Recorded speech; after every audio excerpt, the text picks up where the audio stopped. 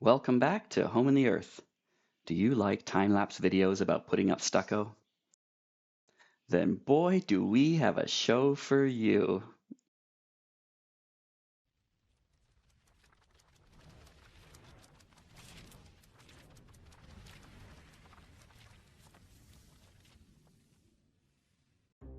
At this point, it's February 2020, and the house isn't quite closed in yet, so we're using a heater to keep things warm enough for stucco to set well in this guest room on the shady north side of the house. I'm starting with the prep work, cleaning up the window edges, etc. We plan to run the stucco flush with the frames. These outer gunite walls are pretty smooth, so Sherri's starting with a brown coat stucco directly on the walls, skipping the scratch coat.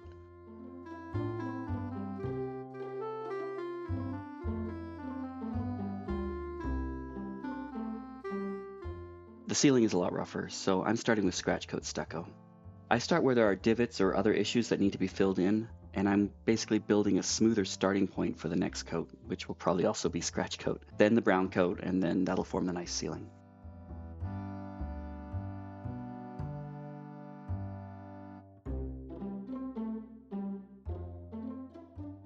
In the background there, Sherri is using a sponge to wipe away those steel trowel marks and give that brown coat a nice organic look. If I go too thick while applying it to the ceiling, gravity kicks in and it just falls down again, so you need to build things up a little at a time.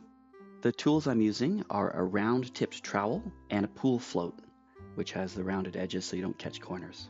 I'm using it mostly as a stucco hawk to scoop the stucco off, but I often use it as the tool as well. So I find it to be a versatile combination, and I alternate between using the trowel and the pool float to apply the stucco depending on the surface of the ceiling. Those black rings in the ceiling are the bottom of rebar chairs. These are plastic spacers that hold the rebar 2 inches above the concrete away from the forms. And then when I remove the forms, it reveals the bottom of those spacers. Back to the windows, I'm adding laths so the stucco will stick to those wood frames well.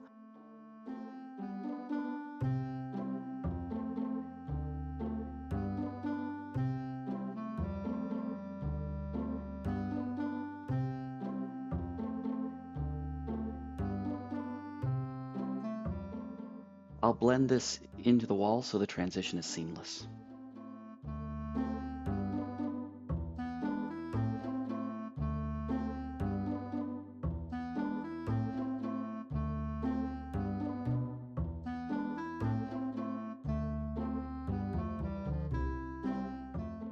Again, filling in divots in the roof, just a thin layer at a time so it doesn't fall down, and then we let it cure for a few days or a week, depending on how soon we can get back here, before adding some more. So the video makes it look continuous, but in reality there are days happening between each of these sets. You'll see when the stucco suddenly goes light gray. You can see that we've already finished that inner wall on the right-hand side. It's already turned gray for a week or two probably. I can't quite remember if that was a video that I've already released earlier in the set or if that footage is just lost.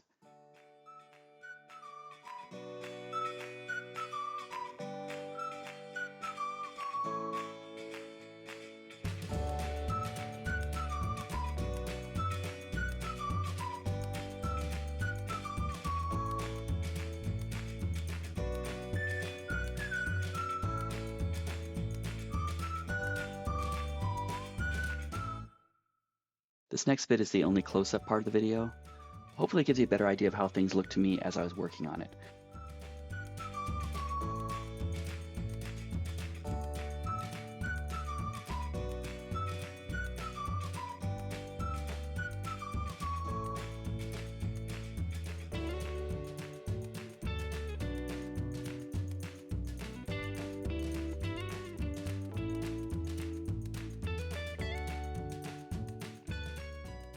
Here I'm working on a more continuous scratch layer over those patchy scratch layers that were below it.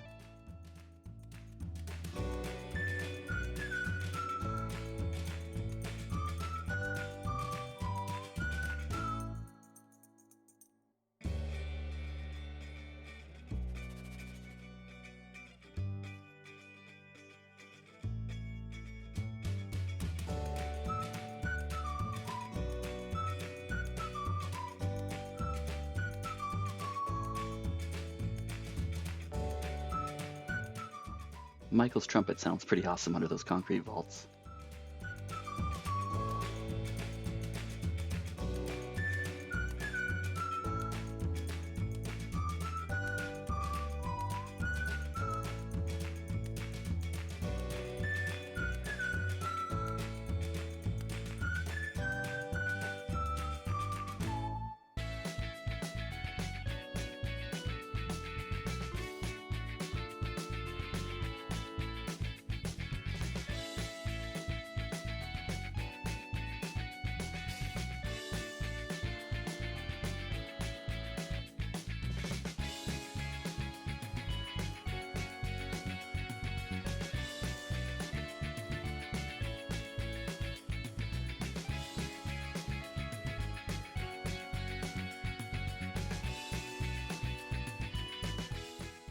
Sherri's finishing up that wall, and I'm still trying to get a continuous scratch coat over the ceiling.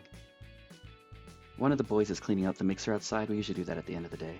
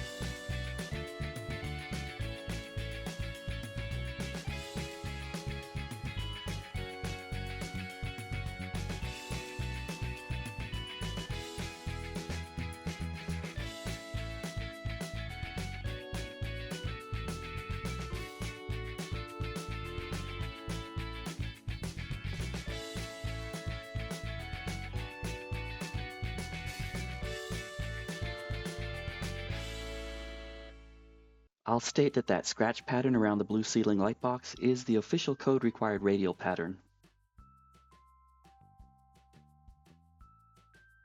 At the same time as the guest room, we were putting up stucco in the Rotunda hall under the tower. Again, this gunite is so smooth that Sherri is skipping the scratch coat step and just going right to brown coat.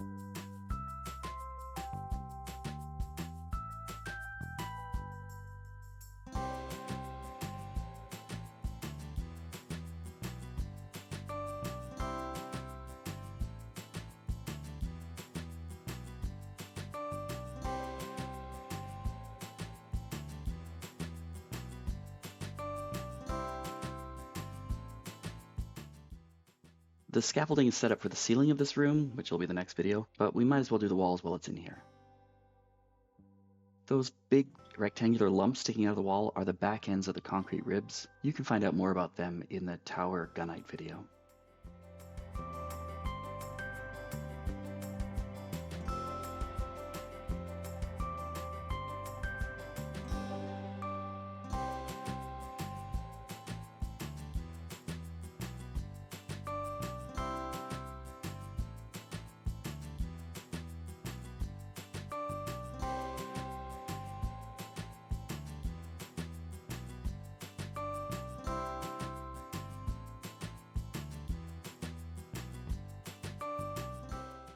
After giving the guest room scratch coat a week to cure, maybe more, Sherri's back for the brown coat.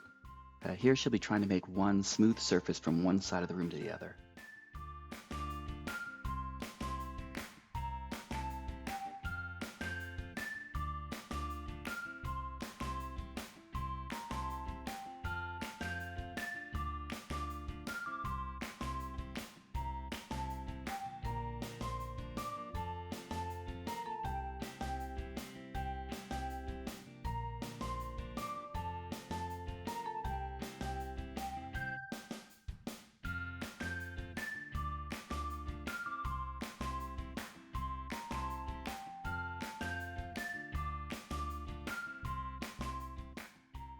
By the time we add up all the layers, we get about a ½ inch of stucco. If you do the math, that means that a 60-pound bag of stucco will get about 12 square foot of ceiling. Those bags cost us about $6, so that's about 50 cents per square foot.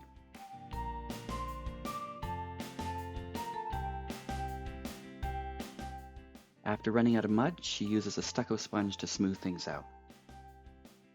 There isn't really time in one evening to do the whole thing, so she does it in patches, and you can see the patches that will appear as she works her way across. But she carefully feathers them into each other so that you won't see it after we put a coat of paint over it.